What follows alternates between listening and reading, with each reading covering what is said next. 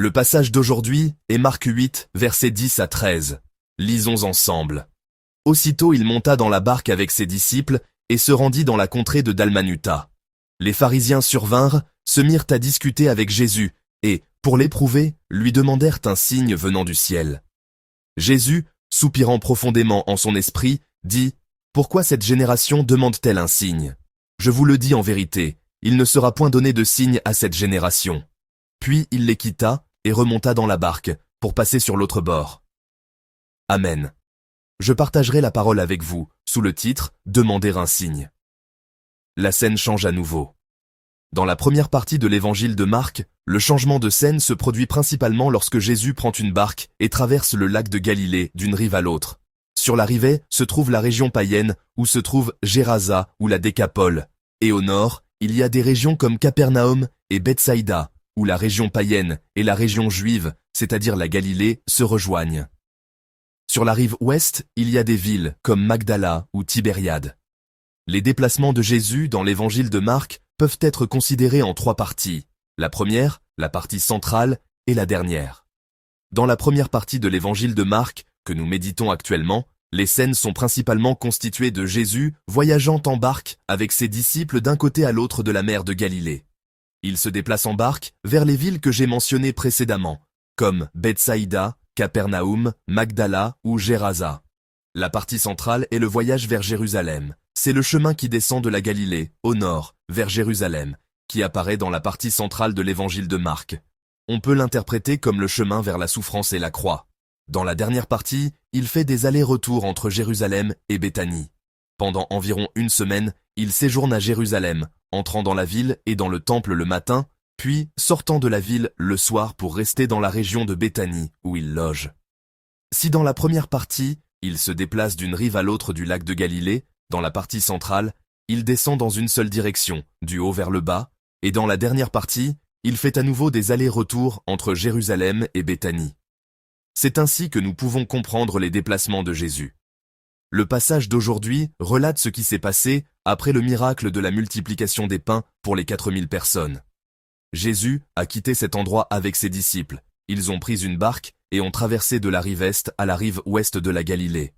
Le verset 10 du passage d'aujourd'hui nous dit que l'endroit où ils sont arrivés s'appelle la contrée de Dalmanuta. En réalité, on ne sait pas exactement où se trouve cette région de Dalmanuta. Les érudits supposent qu'il pourrait s'agir de la région de Magdala, à l'ouest de la Galilée, ou d'une région comme Magadan. Là, Jésus a rencontré les pharisiens. Lisons ensemble le verset 11. Les pharisiens survinrent, se mirent à discuter avec Jésus, et, pour l'éprouver, lui demandèrent un signe venant du ciel. Amen. Les pharisiens se sont mis à discuter avec Jésus. Le mot « discuter » ici signifie chercher la querelle, lui chercher des noises. Dès le début, lorsque les pharisiens sont venus à Jésus, ils n'avaient aucune intention d'écouter ou d'accepter ses paroles. Ils étaient venus avec la ferme intention de trouver une faille, de lui chercher des noises à tout prix. De plus, les pharisiens avaient l'intention de mettre Jésus à l'épreuve. Ici, éprouver ne signifie pas simplement tester si Jésus est le vrai Messie ou non, vouloir savoir, vouloir vérifier. En fait, si cela avait été le cas, cela aurait été une bonne chose pour les pharisiens.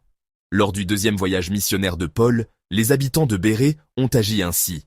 Dans Actes 17, 11, il est écrit que les gens de Bérée avaient des sentiments plus nobles, et la raison de leur noblesse n'est pas attribuée à leur simple bon caractère ou à leur personnalité, mais leur attitude envers la parole est louée.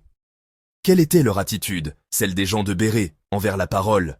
Ils recevaient la parole avec empressement et examinaient chaque jour les Écritures pour voir si ce qu'on leur disait était exact, c'est pourquoi ils sont loués. Cela ne signifie pas qu'il faut obéir aveuglément à la parole, sans aucune critique. Une attitude comme celle des gens de Bérée est bonne. Est-ce que c'est bien cela? Comment cette parole se manifestera-t-elle dans ma vie? Comment cette parole que nous avons méditée aujourd'hui s'appliquera-t-elle à ma vie? Il est important d'examiner chaque jour la parole et la vie, en se disant « Ah, c'est pour cela que Dieu m'a donné cette parole ce matin. Ah, c'est à cause de cela que Dieu m'a donné cette parole ce matin. » C'est une bonne attitude. Cependant, l'épreuve des pharisiens dans le passage d'aujourd'hui est complètement différente de celle des gens de Bérée. Les pharisiens ont mis Jésus à l'épreuve pour le rabaisser. le calomnier, le critiquer et lui trouver des torts. Cela n'a rien à voir avec la vérité des faits. Ils avaient déjà décidé que la réponse était non, et cherchèrent simplement à le prouver. Donc, leur épreuve était dans une toute autre direction. Enfin, que demandent ces pharisiens? Ils demandent un signe. Les pharisiens ont demandé un signe, venant du ciel. En lisant cette partie, je pense à quel point Jésus a dû se sentir frustré. Quand on enseigne à l'école, il y a parfois des élèves qui ne comprennent pas, peu importe combien de fois on leur explique. Il y a des élèves qui ne comprennent pas, même après qu'on leur a expliqué 10 ou 20 fois. Dans ces moments-là, on a envie d'abandonner. On se dit « Ah, même si j'explique encore et encore, il ne comprendra pas. » Je me demande si Jésus n'a pas ressenti ce genre de désespoir. Car jusqu'à présent, Jésus avait montré de nombreux signes, des signes venant du ciel, à plusieurs reprises. De nombreux démons avaient été chassés, de nombreuses maladies guéries, beaucoup de gens avaient vu le vent et la mer se calmer, et des gens l'avaient même vu marcher sur l'eau. Juste avant, que s'était-il passé? Avec quelques poissons et 7 pains, il avait nourri 4000 hommes, sans compter les femmes et les enfants, et il y avait eu des restes. Cela aurait dû suffire à révéler qui était Jésus, et les gens auraient dû reconnaître qui il était. Les signes venant du ciel étaient déjà suffisants, et notre Seigneur s'était montré aux gens au point qu'on pourrait se demander comment il pourrait en montrer davantage. Le problème n'était pas le manque de signes de Jésus. C'est parce que les gens ne voulaient pas croire, ne voulaient pas accepter, et avaient complètement fermé leur cœur, bouché leurs oreilles et couvert leurs yeux, qu'ils ne voyaient pas Jésus. Le Pharaon dans le livre de l'Exode est un exemple de cela. Dieu a envoyé 10 plaies par l'intermédiaire de Moïse. À ce stade, il aurait dû comprendre. Ah, voilà qui est Dieu, et voilà qui est ce Moïse que Dieu a envoyé. Mais Pharaon n'a pas changé d'avis jusqu'à la fin. Son cœur a légèrement changé seulement après la mort de son propre fils, mais même après cela, il est retourné à son cœur endurci. Car il a poursuivi le peuple d'Israël avec son armée. Finalement, dans quelle position Pharaon se retrouve-t-il? Dans la position de celui qui s'oppose au Créateur, une position de malédiction. Il en va de même pour les pharisiens du passage d'aujourd'hui. Dans de tels cas, même si la parole de vérité est proclamée, il est difficile pour cette parole de devenir vivante et d'agir comme une source de vie. Le cœur est déjà endurci, complètement figé, au point que même si Jésus parle directement, même en voyant ces paroles s'accomplir littéralement, il n'entre jamais dans cette parole. C'est exactement l'attitude des pharisiens. Pourtant, parmi les chrétiens d'aujourd'hui, on rencontre souvent de tels cas. Il y a beaucoup de gens modernes qui essaient de choisir et de sélectionner la parole de Dieu, qui n'écoutent pas les paroles qu'ils ne veulent pas entendre et n'écoutent que celles qu'ils veulent entendre. Ils écoutent les paroles qui les réconfortent ou qui parlent de bénédiction, mais ils refusent d'écouter. Ils se bouchent les oreilles pour ne pas entendre des paroles comme « Si vous faites cela, cela déplaira à Dieu. Si vous agissez ainsi, Dieu n'aimera pas ce comportement. » Dans d'autres cas, certains évaluent la parole. Il y a des cas où les gens évaluent en disant « Ah, cette parole était comme ci, cette parole était comme ça. » Il faut être très prudent avec de telles attitudes. Car cette attitude ne consiste pas à se placer sous la parole, mais à se placer au-dessus de la parole, pensant que l'on peut juger, évaluer et même choisir la parole. C'est une attitude extrêmement orgueilleuse. Nous ne devons pas essayer d'adapter la parole à nous. Nous devons essayer de nous adapter à la parole. Nous devons nous examiner à la lumière de la parole et dire « Ah, c'est ainsi que j'étais. Voilà mes défauts. Voilà ce que je dois combler. » Nous devons examiner et vérifier ces choses. C'est pourquoi il est si important de méditer ainsi chaque matin à l'aube.